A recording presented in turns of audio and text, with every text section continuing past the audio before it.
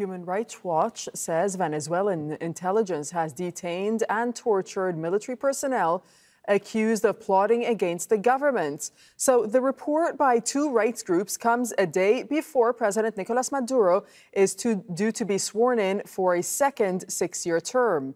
Human Rights Watch and Foro Penal examined 12 cases from 2017 and 2018. They involve 32 people. Detainees reported abuses such as beatings and asphyxiation. The rights group say the alleged abuses fit a pattern shown by Venezuelan security during the crackdown on anti-government protests in 2014 and in 2017. Well, since 2014, Human Rights Watch says it's documented more than 380 cases of cruel, inhumane, or degrading treatment against government critics. During that same period, more than 12,800 people were arrested. And since 2017, more than 800 civilians have been prosecuted. Well, the Venezuelan government has denied previous reports of torture and said it protects human rights. Let's speak to Tamara Broner, who's a senior researcher with Human Rights Watch's Americas Division. She's joining us on Skype from Buenos Aires. Thanks very much for speaking to us on the News Grid. So Human Rights Watch is making some pretty damning allegations against Venezuelan security services. Just talk us through what stood out for you the most from this report. Well, these cases document not only abuses of detention and torture of military officials who have been implicated in these attempted coups or plotting against the government, but also we are showing that Venezuelan intelligence agents are going after the families of suspects when they can't find them. So we have cases of the son or the mother or the partner of someone who can't be found at home and is taken away, detained, and subject to the horrible abuses that you were describing earlier. And we actually asked the government of Venezuela for information about, what exactly had these people done and what is the evidence against them, and there was absolutely no response from Venezuelan authorities. And have you gotten a response from the authorities to this latest report and the allegations that you are putting forward?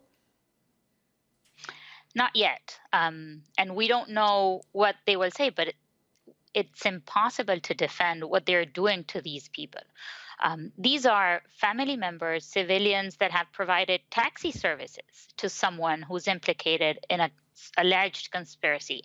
And these are the people that are being taken away. And what's important to highlight here is that, Venezuela has been making international news headlines lately because it's suffering a horrible humanitarian crisis. It's generating a refugee crisis that's affecting the region. But the truth is that the repression, although it's not getting to the headlines, is as bad as ever inside Venezuela. And that's what we want to show with this report. And you say that these cases that you highlight, in fact, might not reflect the true extent of what happens in Venezuela because people are too afraid to speak?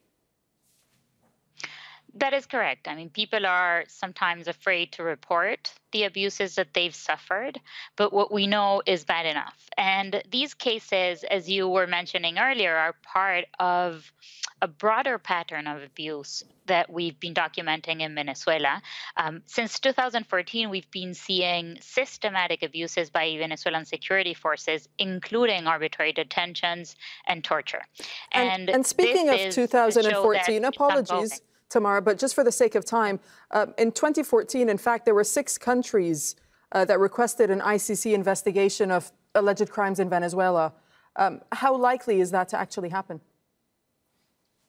That was actually last year, and it's ongoing. The ICC prosecutor announced in February that it would begin this preliminary examination, and it's now up to the prosecutor to determine if the evidence that's out there, including in this report, amounts to crimes against humanity. And it is the ICC that has the power to prosecute individuals implicated in these abuses and send them to jail, which is something that is necessary because there is absolutely no way that victims will get justice in Venezuela. All right. And just to confirm, you are absolutely correct that that request was indeed last year and not 2014. For the time being, we thank you very much for speaking to us, Tamara Broner.